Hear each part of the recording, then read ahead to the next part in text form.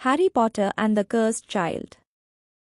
Harry Potter and the cursed child की कहानी Harry Potter and the deathly hallows के 19 साल बाद शुरू होती है।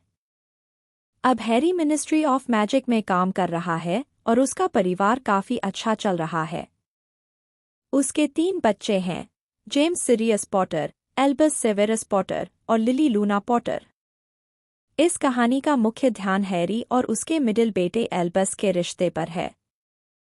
एल्बस का संघर्ष। एल्बस अपने पिता की विरासत से काफी परेशान रहता है।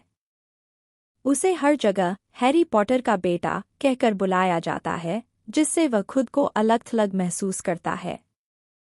जब वह हॉगवर्ट्स जाता है तो वहां भी वह और अलग महसूस करता है, क्योंकि उसकी सॉर्टिंग स्लिदरिन हाउस में होती है, जबकि उसके पिता और बाकी परिवार के लोग ग्रिफिंडोर में थे। इसके अलावा एल्बस का सबसे अच्छा दोस्त बनता है स्कॉर्पियस माल्फॉय, जो ड्रेको माल्फॉय का बेटा है। हॉगवर्ट्स में बहुत से लोग अफवाहें फैलाते हैं कि स्कॉर्पियस असल में वोल्डेमॉर्ट का बेटा है, जिससे उसका जीवन भी काफी मुश्किल हो जाता है। टाइम टर्नर और अतीत में बदलाव। कहानी तब और जटिल हो जाती है जब एल्बस एक बातचीत सुनता है जिसमें एक जादुई उपकरण टाइम टर्नर का जिक्र होता है, जिसे समय यात्रा के लिए इस्तेमाल किया जा सकता है। एल्बस को लगता है कि उसके पास कुछ सही करने का मौका है, ऐसा कुछ जिससे वह अपने पिता की छाया से बाहर आ सके। उसका प्लान होता है सिड्रिक डिग्री को बचाना, जो ट्राइविज़ार्ड टूर्नामेंट में मारा गया था, जो कि Harry Potter and the goblet of fire में हुआ था। एल्बस और स्कॉर्पियस टाइम टर्नर का उपयोग करके अतीत में जाते हैं और घटनाओं को बदलने की कोशिश करते हैं। लेकिन हर बार जब वे कुछ बदलते हैं, चीजें और भी खराब हो जाती हैं। एक टाइमलाइन में सिड्रिक की हार होती है और वह डेथ ईटर बन जाता है, जिससे भविष्य में वोल्डेमॉर्ट जीत जाता है।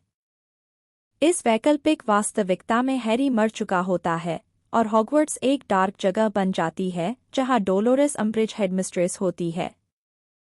रिश्तों की कठिनाई। एल्बस के किए गए कार्यों के कारण हैरी और एल्बस के बीच काफी तनाव पैदा हो जाता है। हैरी को अपने बेटे को समझना मुश्किल हो रहा होता है और वह परेशान हो जाता है। एक समय पर हैरी एल्बस से कह देता है कि काश एल्बस उसका बेटा नहीं होता, जिससे एल्बस और भी आहत हो जाता है। वहीं हैरी को बुरे सपने आने लगते हैं, जिनमें उसे लगता है कि वोल्डेमॉर्ट वापस आ सकता है। डेल्फी डिग्री और अंतिम लड़ाई। कहानी में एक और पात्र आता है, डेल्फी डिग्री, जो सिड्रिक की कजिन होने का दावा करती है। वह एल्बस और स्कॉर्पियस की मदद करने के लिए आती है, लेकिन बाद में पता चलता है कि वह असल में वोल्डेमॉर्ट और बेलाट्रिक्स लेस्ट्रेंज की बेटी है। उसका असली प्लान अपने पिता वोल्डेमॉर्ट को फिर से वापस लाना होता है।